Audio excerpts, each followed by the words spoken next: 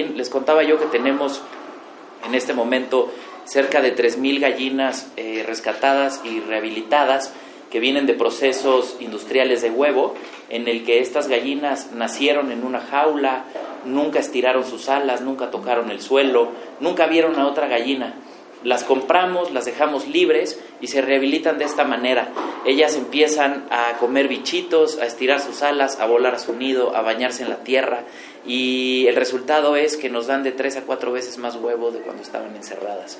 Entonces, en este proceso de huevo, nosotros llamamos que no es un huevo orgánico certificado, es más bien lo que podríamos identificar como un huevo de granja, como lo comimos hace mucho tiempo, y más allá nos gusta decir que es huevo de gallina feliz, ¿no? Entonces tiene un sabor diferente y demás. Entonces el proceso es así. Bueno, una pregunta. Estoy participando ahorita en un desarrollo en Torreón, Coahuila. Sí. Están llevando una cosa muy importante de gas de Saltillo a Torreón. A mí, como buen chilango burro, me parecía que eso es de alguna manera lesionar toda la cosa del campo. Entonces estoy equivocadísimo, ¿verdad? Pues no sé en particular cómo sea ese proyecto. Están llevando gas de qué tipo de gas. Es para desarrollar una termoeléctrica, una área de termoeléctrica, pero de alguna manera reúnen el gas y todo. Te pregunto como inculto, ¿es realmente eso una cosa que puede realmente empujar esa área de campo? Pensando pues, en el gas y pensando en la cosa eléctrica. Si el gas fuera generado a partir de un proceso de reaprovechamiento de residuos para generar este gas y utilizarlo como fuente de energía, pues sería muy bueno. Ahora, en tema de basura, en lo que está pasando en el mundo, podríamos hablar de que la tendencia se está yendo hacia dos vertientes.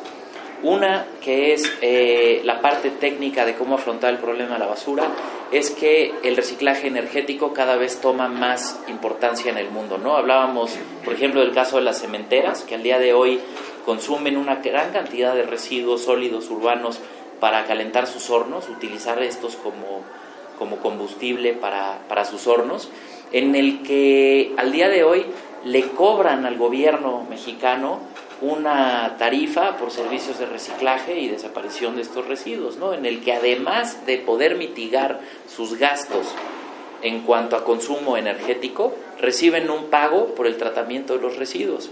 Esto se está presentando en muchos países. Les hablaba yo la vez pasada de Suecia, que está generando más del 60% de la electricidad de su población a partir del reciclaje energético.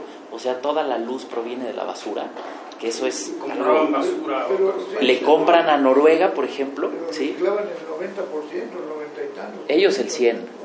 Ellos el 100%, y de hecho compran más basura para producir más energía. Le compran a Noruega sus residuos, que en Noruega su estrategia fue: voy a entregarle la basura a Suecia, ellos les interesa, nosotros nos deshacemos de ella y listo, ¿no? Oye, cuéntanos el caso de los lobos que llevaron a rehacer toda la estructura de un parque nacional en los Estados Unidos.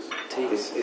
Digo, regresando al tema, hay un caso que se estaban acabando toda la comida, toda la pastura, y meten unos lobos, regresan unos lobos. ¿Y qué sucede?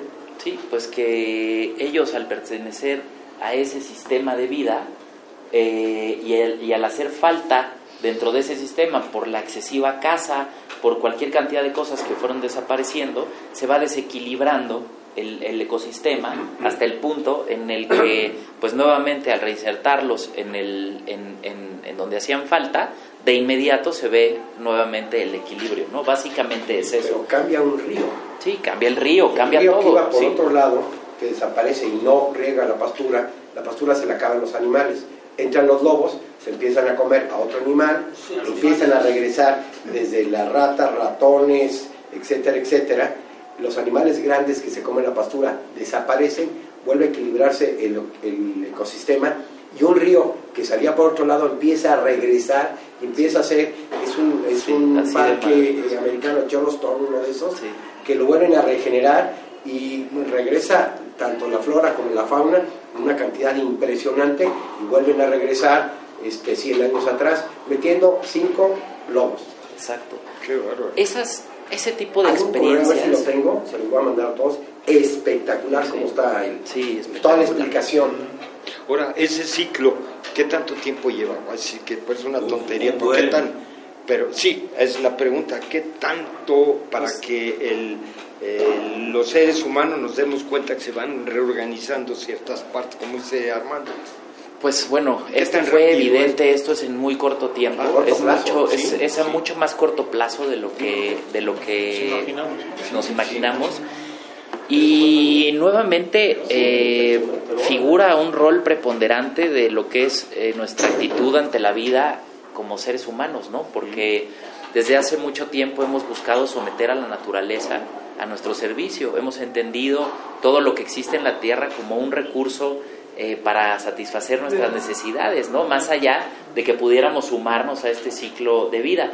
Es increíble, si lo analizamos en términos muy, muy prácticos, la mayoría de los países basan el desarrollo y, digamos, su éxito en el mundo en una cosa que es el Producto Interno Bruto, que está basado en el crecimiento, y es un crecimiento infinito, que lo estamos realizando en un lugar finito, que es la Tierra. Y por más que nosotros pensemos que ese crecimiento infinito va a poder ser siempre, pues no lo va a poder ser, porque la Tierra no va a dar para tanto. Por eso se llama bruto. Sí, exacto. Miren, algunos de ustedes recordarán,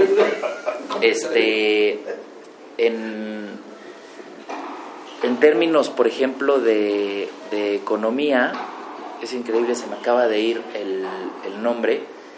Díganme uno de los economistas más importantes de la historia. John Maynard Keynes. Otro. Adams. Él, al desarrollar su modelo económico, que es en mucho el que aplicamos al día de hoy, que tiene una particularidad, está basado en la competencia. Eso al día de hoy lo queremos sustituir por la colaboración. En lugar de competir, queremos colaborar, ¿no? Pero bueno, él decía que su modelo económico iba a funcionar perfectamente bien, hasta cierto punto en el que la Tierra ya no iba a poder soportar ese modelo económico de crecimiento, pero que no nos preocupáramos, porque eso iba a pasar dentro de mucho tiempo. Bueno, eso ya pasó. Él no supo que iba a pasar tan rápido, ¿no? Y que iba a ser tan pronto, que íbamos a llegar al punto en el que de repente la Tierra ya no está dando para más, ¿no? Entonces tenemos que redireccionar, por ejemplo, la forma en la que manejamos nuestro modelo económico para poderlo transformar de competencia a colaboración y dejar de pensar que el bienestar de uno está por encima del bienestar de todos, ¿no? Eso es algo que es fundamental en el entendimiento que debemos de tener ahora de cómo afrontar la vida, ¿no? Ahorita un proyecto que estoy realizando, que podría decir que es el que más me apasiona en este momento, es que me invitaron a llevar mi empresa a replicarse en Bután. Tú vas a decir, ¿Bután? ¿Pero cómo pasó eso, no? Ahorita les cuento cómo pasó, pero estamos realizando el proyecto que se presenta directamente al rey, que es quien, si lo aprueba, va para adelante, que es replicar este modelo de basura cero en un país que es el único en el mundo que no mide en base al Producto Interno Bruto, sino a la felicidad interna bruta.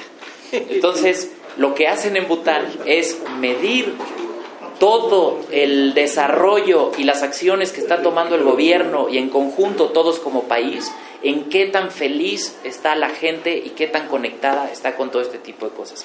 Pero Es ¿cómo algo, se puede medir eso? Perdona. bueno, pues en la sonrisa, en la calidad de vida, en la calidad de vida, Quizá. México no canta mal. De hecho, México está bien clasificado. Estamos muy bien clasificados. ¿Cómo se llama? ¿Cómo se llama? Percepción de felicidad. México no está mal clasificado, a pesar de todo lo que sus carencias, lo que no, pero realmente los mexicanos creo que están en un buen lugar. Les recomiendo un documental que se llama Happy. Happy. H-A. Sí, es decir, Es todo el análisis mundial de la felicidad. ¿De dónde viene? ¿Cómo viene? Y hay lugares donde duermen en la tierra, no tienen que comer Y y son felices. mucho más felices que los neoyorquinos. Sí, Bueno, fíjate que porque yo... por la frase Vale la que pena, dice que métanse a ver la es película más rico Happy. el que necesita En menos que Netflix. que Es un documental. Happy. Es un documental, Happy. Feliz. Felicidad. Pero ese dicho de- Espectacular. Ese mismo autor hace uno que se llama Insight, o sea, a través de la música hace felices a los del Alzheimer y los hace rememorar una serie de vivencias. Sí. Ese autor, ese productor, ese cineasta, tuvo mucho éxito manejando a este cómico, que no me acuerdo cómo se llama ahora, que es muy estrambótico sus expresiones, pero él se dio cuenta de que él no era feliz cuando había tenido ya... digo el nombre pero sí, sigan la recomendación de Armando, porque hizo esa película. Sí, es Una que Es se un llama- documental espectacular. se llama algo así como Inside. Bueno, después te digo, esa y otra. Ese autor vale la pena que lo busquen en Netflix. Pero fíjate, yo lo que a veces me pongo a pensar que muchas veces vemos lo deseable y por otro lado es lo posible, ¿no? Porque finalmente todo esto que nos estás platicando, que es interesantísimo y es básico para el desarrollo del mundo en el futuro, bueno, y en el presente, es una combinación de dos cosas, porque hablando de la basura, porque si nos remontamos nada más a la pura basura, y lo que hace falta, aquí se recicla poco en comparación a los países más avanzados en ese sentido, pues si no lo vemos, o sea, ¿qué es más fácil? Pregunta, ¿qué es más factible o posible? Lo deseable sería que todo el mundo cambiara sus hábitos y pensara en que generar la menos basura posible. Lo a lo mejor más práctico, que a lo mejor resulta igual de bueno, es, pues, ¿cómo se llama? Reprocesar la basura es un gran negocio, es una gran oportunidad para inversionistas. Entonces aquí se generan, ¿cuántos? 100,000 toneladas diarias. 100,000 toneladas diarias. Imagínate la capa, bueno, como negocios, y aquí se invitar extranjeros, suizos, mexicanos, a que vinieran a procesar todo el desperdicio acá, pues pudiera ser el gran negocio de la vida y procesaríamos muchísimo, ¿no? Sí. Posiblemente fuera más factible que cambiar el modus operandi de la de los 115 millones de cuatitos que tenemos aquí en este país. Mira, es una gran pregunta. A mí se me hace, es una gran pregunta y se me hace que es precisamente el eje del cambio de paradigma que necesita la humanidad. Porque, en primer lugar, lo que se busca es una transición, no es un cambio de un día para otro. Es una transición poco a poco hacia reconectarnos con eso. En segundo lugar, no se busca el cambio de todos, se busca el cambio de uno mismo. Y ese es el que finalmente suma para el cambio de todos. Entonces, uno no debe de pensar cuando se dedica a estos temas en cómo cambio a todos, es cómo contagio a uno de este tipo de pensamiento para que ese uno en su esfera de influencia contagie a otro y ese contagio se lleve a todos los que coexistimos aquí. Desde el punto de vista de negocio, que yo te diría de dinero, sí, la basura es dinero. Yo vivo de eso. A mí, mi negocio está basado en la basura y mientras más kilos de basura yo reciba, más dinero hago, definitivamente. Pero vuelvo a la idea del pensamiento sistémico. Si buscamos mitigar el problema únicamente desde el punto de vista de que se genera el residuo y qué hacemos con él, nos estamos olvidando de todo lo que hay detrás que está causando un daño que tal vez hoy en una ciudad como esta a ti no te haya llegado, pero que en el alrededor, en la naturaleza, en la gente que vive en los poblados, en los lugares de donde se extraen los recursos, donde se contaminan los ríos, en donde no hay agua, en donde los animales se mueren, en donde desaparecen las abejas, en donde está pasando todo esto, dirían, oye, no, independientemente de que seamos lo suficientemente inteligentes para poder procesar esta basura de una manera productiva, lo que se necesita para generar todo este tipo de productos que van empacados en esto que después se convierte en basura, esté generando un daño impresionante. Simplemente la deforestación a nivel mundial es increíble, los datos son abrumadores. Cada persona en su estilo de vida, si lo vinculáramos con cada persona que hay en el mundo, consumimos 1.5 kilos de madera diarios. Imagínate nada más, 1.5 kilos de madera diarios por persona a nivel mundial. Entonces, es algo que no podemos pensar únicamente como este residuo ya está aquí, lo puedo reciclar, se acabó. No, es... Así se acabaron las ciudades, todos los indios mexicanos. Teotihuacán se le acabaron porque utilizaron todos los árboles que había y dejaron desiertos. Sí, cambió el ecosistema. Cambió el ecosistema, ¿sí? Y el problema es, ¿y a dónde nos vamos a largar? Cuando nos acabemos todo, ¿no? Pues sí. No, nosotros ¿a dónde nos vamos? Nosotros tenemos una ventaja. Nosotros vamos a la iglesia y a chingar a su madre el mundo. En una cajita de este tamaño, ¿no? Pero nuestros hijos y nuestros nietos, ese es el problema. Pero es tan abrumador el problema que te puede tocar a ti muy fácil tener, por ejemplo, escasez de agua muy pronto. Sí, pronto. Aquí Muy pronto. Pero muy pronto. Seguimos basando nuestra economía en el consumo de recursos fósiles, como es el petróleo. Sí. Desde hace tiempo sabemos que no podemos seguir con eso y ahí estamos. Y seguimos. Sí, es un recurso natural no renovable. Fíjate la pregunta. Y seguimos. ¿Cuánto recolectamos en el DF de la lluvia? Muy poco. Nada. Sí, muy poco. Ahí, Mantos freáticos valen madre. sí. Nada. No, Podíamos tener contaminamos los ríos. Con el agua, la lluvia que hay aquí en el Distrito Federal, 6 meses, podíamos tener, aquí en este club, recolectamos la lluvia, la metemos en aljibes y con eso se riegan todas las canchas. Sí. No gastamos un centavo en agua. Sí, es una cosa Aquí que es una cosa que se puede hacer. Miren, el viernes pasado fui a conocer una ruta para escalar el Cerro Tlaloc. No sé si han escuchado el Cerro Tlaloc. El Cerro Tlaloc está en Texcoco y es el cerro, tiene 4.200 metros sobre el nivel del mar, es bastante alto. Hasta arriba está el centro ceremonial de donde bajaron al Tlaloc gigante que está en antropología. No sé si han visto un Tlaloc gigante.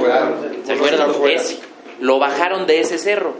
En ese cerro está este centro ceremonial que tiene una de las piezas arqueológicas más antiguas de la humanidad, data de 3.000 años antes de Cristo. Esta pieza en este lugar. ¿Y saben por qué los pueblos subían a este cerro, a ese centro ceremonial? Porque ellos pensaban que ahí arriba vivía Tlaloc, literal. Ese cerro está casi siempre lleno de nubes. Al día de hoy, el Cerro Tlaloc y todo el ecosistema que lo rodea siguen siendo la fábrica de agua del oriente de la ciudad. Ese cerro sigue produciendo la mayor cantidad de agua que nutre el lago de Texcoco, todo lo que viene ¿Perdón, hacia dónde queda el cerro? Texcoco. Sí, Texcoco. Texcoco. Y está a 3.000, ¿qué? No, 4.200 Metros sobre el nivel del mar. Sí. A la mitad del No saben la experiencia porque llegamos y los 2 GPS descompuestos, no teníamos la ruta, nos metimos una perdida para encontrar el camino, pero al final lo encontramos y fue una gran experiencia. Debe estar pavimentado, dorado. Híjole, no, fue una cosa... El primer fin de semana de mayo se reúnen los pueblos que conformaban la Triple Alianza, que son todos los que estaban en la cuenca del Valle de México, que subían a adorar al dios Tlaloc, que al día de hoy sigue existiendo esta peregrinación al centro ceremonial para realizar sus ceremonias. El primer fin de semana de mayo y hay ceremonia allá arriba. Yo tengo planeado el próximo año porque es un lugar impresionante con muchísima historia, pero que además es un gran ejemplo de cómo los bosques y las montañas son nuestras fábricas de agua, ¿no? Y esto lo hemos perdido de vista y hemos deforestado todo lo que nos rodea sin entender que ahí es donde se genera el agua, ¿no? Y por más que la reciclemos, la reutilicemos, la reaprovechemos, si no se sigue generando más a través de esta condensación que se da con el agua que viene del mar y que choca con las montañas y que ahí mismo es donde se hace todo esto, y más en un lugar como la Ciudad de México, que es una cuenca endorreica que no tiene salida al mar. Aquí es una olla en donde todo el agua que necesitamos viene de ahí. Hay países que han desarrollado estrategias que hemos buscado implementar aquí en México, como por ejemplo que en nuestro impuesto predial viniera un porcentaje destinado a todos aquellos guardianes del bosque en las alturas de nuestras montañas que se dediquen a conservarlos y a regenerarlos, y este impuesto representaría un servicio ambiental que nos da la gente de la parte alta de la cuenca a los que vivimos en la parte baja. ¿Y cuánto se chingaría Mancera? Todo. Sí, todo. Seguramente no. Pero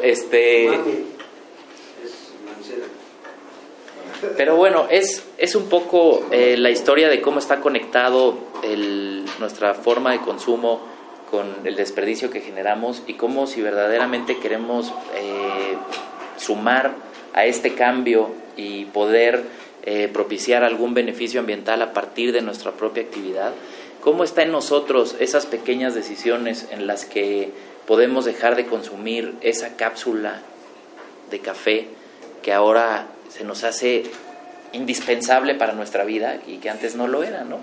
Y cómo podemos volver a lo natural, que seguramente ese café que ha sido cosechado de manera natural está conectado con un sistema de mucho mayor valor que aquel que está producido de manera industrializada y sin ningún tipo de ética o de valor relacionado al mismo, ¿no? Más allá de lo que se utiliza para la mercadotecnia y para poder decirnos que se recicla y demás, todo su proceso seguramente tiene un impacto, si lo rastreamos, de muy negativo en el ecosistema que si lo hiciéramos de manera natural, ¿no? Entonces, el otro problema es que no hay un enfoque sistémico integral que le haga comprender a la gente que su periodo de vida es una sección de ese sistema y que irremediablemente el sistema va a colapsar, sí, a menos de que en ese periodo de vida ellos cambien su enfoque, sí, porque el enfoque es poder, dinero. O sea, si tú le quitas poder y dinero a toda la organización mundial actual, pues te va a quedar el 5% si te va bien. Entonces es un enfoque equivocado que no se ha encontrado por dónde romperlo, ¿verdad? A mí mis timbres, yo voy de aquí para acá, nazco y muero de aquí para acá, y yo saco lo más que pueda en dinero y poder de aquí para acá, y lo demás, me vale. Dios los bendiga. Pero sabes que, Toño, dijiste dos cosas que me parecen muy interesantes. Una, en cuanto al pensamiento sistémico, que yo te diría, para entender a la naturaleza tenemos que dejar de pensar en ella como un espectador. Nosotros vemos al medio ambiente como algo que sucede allá afuera, y tenemos que entendernos como parte de ese sistema. Esa percepción es completamente, es un cambio de paradigma en el que dejamos de ser el observador que ve el medio ambiente para darnos cuenta que pues nosotros somos el medio ambiente, ¿no? Tenemos que ser responsables, en una palabra. El meollo del asunto, Tocayo, pienso yo, que está en la educación. Tú me has hecho pensar muchas cosas hoy, has tocado muchos temas, empezando por el de la filosofía. Sí. Esto me hace pensar en Buda, ¿sí? Que no es una religión, pero es un sistema de vida de amor a la naturaleza, sí, donde te dicen que eres parte de un algo que tienes que respetar. Ellos respetan hasta el más ínfimo mosquito o insecto, sí, porque tiene un papel en entonces sí, ellos cuando meditan, los lamas y todo eso, piensan en eso, en que son partes de un algo. Entonces eso implica que tienen que amar a la naturaleza. Sí. Los hace conscientes, ¿sí?, de esa interrelación, sí, que existe, y de esa responsabilidad que tú tienes que llevar en virtud de buscar una armonía, sí, que en última instancia la armonía es lo contrario al desorden natural de las cosas, que sería la entropía. Si dejamos que las cosas se dieran por sí solas, desaparecen. Sí. Esto te hace pensar en un supremo, sí, te hace pensar, sí, en algo, supuesto, que la ciencia, y tú mencionabas, sí, está buscando todo el tiempo. Sí. Te lleva a la física cuántica, sí, te lleva al famoso bosón de Higgs, sí, que hace pocos años que se descubrió, ya querían haber descubierto a Dios. Sí. Pero como tú dices, ¿por qué? ¿Por qué? ¿Por qué? ¿Y sabes por qué topan con pared?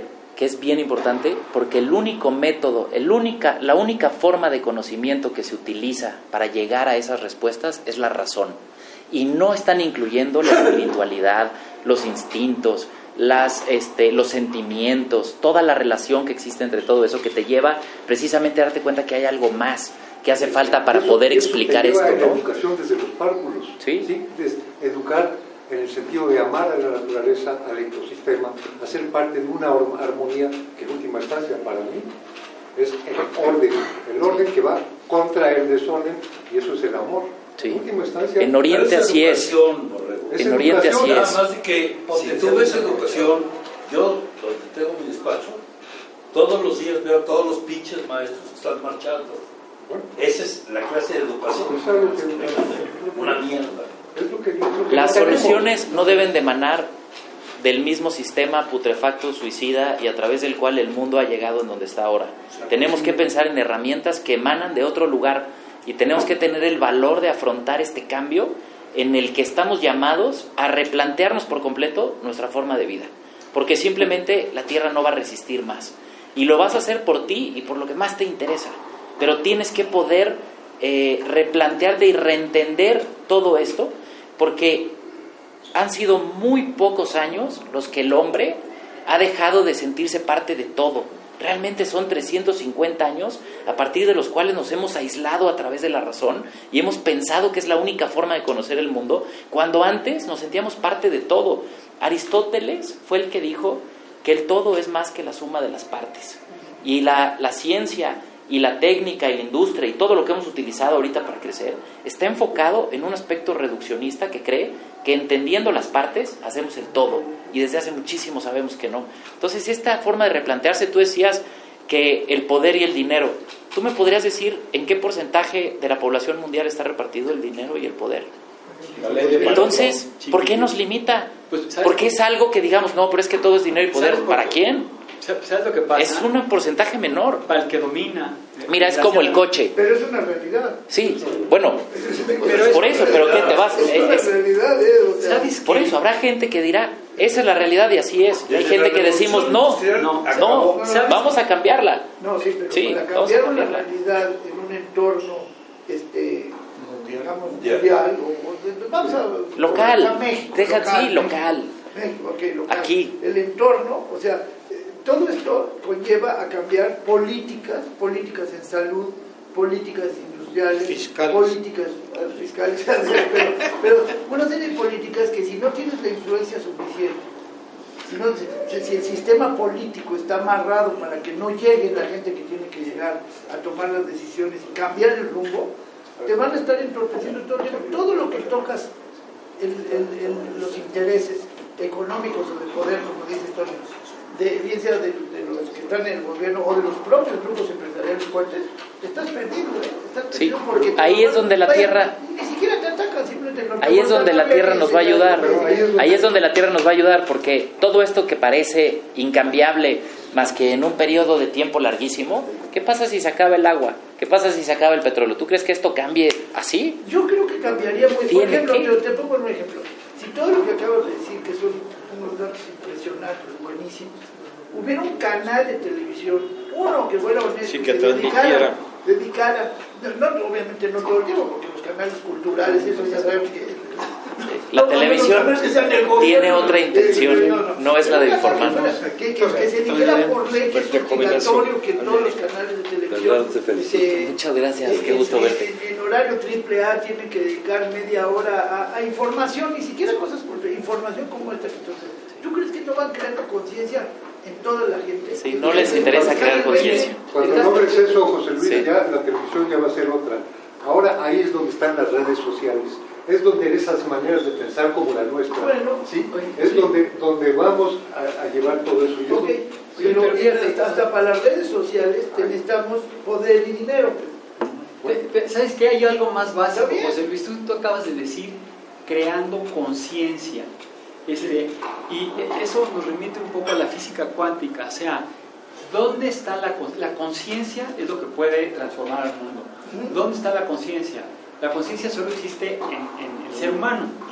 Pero lo interesante es que antes creían que la conciencia estaba en el cerebro. Y han descubierto a través de la física cuántica que la conciencia en el cuerpo es atómica. O sea, suena ridículo, pero cada átomo de nuestro cuerpo tiene una conciencia. Entonces tú cuando percibes la parte externa, lo haces a través de todos tus átomos y hay una conciencia general de la que las conciencias particulares de nuestros átomos la alimentan, pero esa conciencia de la cual somos conscientes no es consciente de nuestras conciencias atómicas. Y acabas de decir algo bien importante y es una contradicción. La conciencia no es propia del ser humano y lo acabas de describir ahorita en muchos niveles. La conciencia tiene diferentes niveles de conciencia que se expresan a través... La conciencia es la forma en la que conocemos y sabemos que muchísimos organismos vivos conocen su entorno y reaccionan ante él, y eso es un nivel de conciencia. Ahora, conciencia de uno mismo, cuando uno tiene conciencia de uno mismo, eso ya es un nivel más avanzado de conciencia que al día de hoy... Sí, es una idea jesuítica. Bueno, que al día de hoy sabemos que es, además del ser humano, tenemos casi la certeza de que delfines, ballenas, elefantes, etcétera, tienen estos niveles de conciencia también, ¿no? ¿Y cómo es? Son otros niveles, pero sí son niveles de conciencia. Y lo que sucede es que en ese sistema hay una supraconciencia, de la cual nosotros formamos parte. Nuestra conciencia forma parte de una superconciencia, y si tú empiezas a cambiar las conciencias particulares, vas a empezar a afectar todo el sistema. La cosa es ¿cómo haces para cambiar esa conciencia? Cambiarte a ti. Exacto. Cambiarte a ti. ¿Cómo te puedo contagiar yo algo? ¿Cómo te puedo contagiar una gripa? Si la tengo, ¿no? Claro, bueno, no hay manera de contagiar esto si uno no lo tiene. ¿La conciencia podría ser la única parte honesta de tu cuerpo? A las 3 de la mañana sabes si obraste bien o obraste mal. Desde el punto de vista... Mira, la conciencia, te voy a decir qué es lo que pasa. Que este pensamiento, otra vez, el que hemos vivido los últimos años, es el pensamiento cartesiano en el que separamos el cuerpo del espíritu. Y ahora lo que nos hemos dado cuenta es que son lo mismo, es una manifestación uno de otro, ¿no? En el que están unidos. Y entonces, ¿qué pasa? A través de este sistema de vida, a través de la razón, hemos bloqueado lo que nos dicen nuestros sentimientos, que son esas corazonadas de cuando tú sabes que algo está bien o algo está mal. Por el dinero, por el poder, por el avance científico, por lo industrial, hemos bloqueado la ética, hemos sometido a todos los otros seres que viven en nuestro entorno a nuestra conveniencia, aunque sea con tortura, aunque sea con maltrato, aunque sea con cualquier cantidad de cosas, dejándolo de lado por el bien del hombre y del avance y de la ciencia. Entonces, muchas veces, cuando uno afronta un problema, alguna circunstancia en la vida, lo primero que te manda una señal es tu corazón y te dice, eso está mal. Pero en ese momento muchas veces entra la razón y te dice, ¿por qué no está mal? No, mira, no está tan mal, porque entonces no, y te empieza a justificar todo esto. Entonces yo creo que los seres humanos tenemos una necesidad urgente de escuchar más a nuestro corazón. Cuando tenemos un problema, en lugar de buscar llegar a la solución únicamente a través de la razón, tratar de decir, no lo voy a racionalizar, lo voy a llevar a mi corazón, a mis sentimientos, a qué me dice, qué mis instintos, qué me están diciendo en esta circunstancia, cómo debo de reaccionar yo, y entonces lograr ese equilibrio. Jung hablaba de 4 formas de conocimiento que presenté la vez pasada, que era la razón, los sentidos, los instintos y los sentimientos, en el que los sentimientos se traducen en la ética o en los valores. Entonces, yo les decía también que me siento privilegiado que en mi trabajo no solamente sea un lugar en donde yo puedo poner en práctica mis conocimientos que emanan de la razón, sino también puedo poner en práctica mis valores, mi ética e inclusive mi espiritualidad. Es algo de lo que me siento orgulloso y pleno, porque en mi trabajo puedo hacer eso. ¿Cuántas personas en el mundo desafortunadamente no lo pueden hacer? Están ahí por el cheque que llega cada 15 días y es la razón fundamental por la que están trabajando. No tiene otro sentido, no tiene otra razón de ser, no tiene un goce, no tiene un disfrute, no tiene No le saben dar una perspectiva. Claro, porque no importa qué hagas, no tiene que ser una fundación o algo que estés haciendo desde ese sentido. Puede ser cualquier trabajo en la vida en el que tú puedas llevar esta práctica de valores, de ética, de espiritualidad. Ojalá todos pudiéramos estar esperando ese cheque, porque estamos haciendo lo que nos gusta hacer. Pero bueno, el 95% de la gente trabaja porque tiene que trabajar. Porque el sistema está mal. Porque porque el sistema está El mal. sistema está mal. Entonces, ¿qué podemos hacer? ¿Cuál es nuestro papel? Pues simplemente reflexionar, utilizar las redes sociales, difundir nuestras ideas Sí. y trascender de alguna manera para una generación en la cual ya no vamos a estar. Mira, hay un activista en el mundo, gracias, hay un activista en el mundo que se llama Vandana Shiva, que es una mujer que ha dedicado su vida a proteger la soberanía alimentaria y principalmente las semillas endémicas libres de transgénicos y semillas genéticamente modificadas. Y esta mujer, cuando la gente le pregunta así de, oye, a ver, pero es que eso se oye muy grande, ¿cómo cambiar al mundo? ¿Cómo podemos sumar a algo? Ella siempre contesta lo mismo y dice que si quieres hacer un verdadero acto revolucionario en tu vida, cultives tu propio alimento. Y esto tiene una connotación bien importante. Yo estoy cultivando mi alimento desde hace 3 años, que eso me ha reconectado con la tierra y mucho más me ha dado la capacidad de volver a honrar todo aquello que me meto a la boca y no ya cualquier cosa que compras, que agarras de un estante y no sabes ni de dónde viene, ¿no? Entonces, tengo un huerto comunitario en el que somos ya 40 familias trabajando la tierra y les platico de eso ahorita si quieren. Oye, ¿qué piensas de todo esto de los transgénicos, ya que los tocaste? Bueno, pues es privatizar, otorgarle una patente a un alimento en el que despojas a la tierra de la soberanía, exacto, o sea, simplemente una semilla transgénica puede contaminar un ecosistema de una manera terrible, en el que es tan estricto esto, que si un pájaro se lleva una semilla transgénica, la procesa, la desecha en un terreno a kilómetros de distancia y esta germina, Monsanto tiene la capacidad de demandar al campesino dueño de esa tierra por estar cultivando una semilla que es de su propiedad. Entonces, ¿el maíz de quién es? ¿El maíz de quién es? ¿De Monsanto? Eso, o sea, por Dios, ¿no? Es de todo. Oye, Bernardo, ¿vives como en una comuna? No, vivo en Polanco. En mi casa. Ya está mal la comuna. Tiene una manzana De 40 familias. Bueno, tenemos... 40 casas alrededor. No, el huerto comunitario está en Topilejo, en la salida a Cuernavaca. Son varias hectáreas que tenemos ahí para cultivo, para animales, es donde están las gallinas, es donde van las familias a trabajar la tierra. Repartimos estas despensas en la Ciudad de México a quienes están interesados en productos orgánicos, que les digo, más allá de la salud y de lo que representa comer libres de pesticidas. ¿Han visto estas imágenes de los cultivos industrializados en el que van máquinas gigantescas rociando, acompañadas de lo que parecen astronautas cubiertos todos de trajes? Bueno, y luego te lo comes, es increíble, ¿no? Es increíble. La verdad es que los alimentos orgánicos son más caros que los... Ese es un pensamiento generalizado, pero es derivado del propio sistema que no funciona, porque tú, lo decíamos la otra vez, tú llegas a un supermercado y te señalan una esquina con productos que son orgánicos, orgánico entendido como natural, y todo lo demás es artificial. Entonces, ¿por qué no hacemos una esquina para lo artificial y comemos lo natural? ¿No? Y cura lo que él diagnostica. Sí. Esto va en contra de ese sistema que debiera ser del médico integral, del médico de cabecera, del médico holístico. Concuerdo 100%. Y fíjate que no es blanco y negro, una vez más, es una combinación de ambos, ¿no? Porque este avance que hemos tenido y este conocimiento tan profundo del cuerpo nos ha llevado a saber cosas que definitivamente han generado resultados tan tangibles como cuánto vive una persona ahora, ¿no? Contra lo que vivía antes, pero esto debe de ir acompañado de este pensamiento holístico en el que volvemos a entender el sistema por completo y que volvemos a relacionarnos con el todo y el origen de las cosas, ¿no? Es increíble que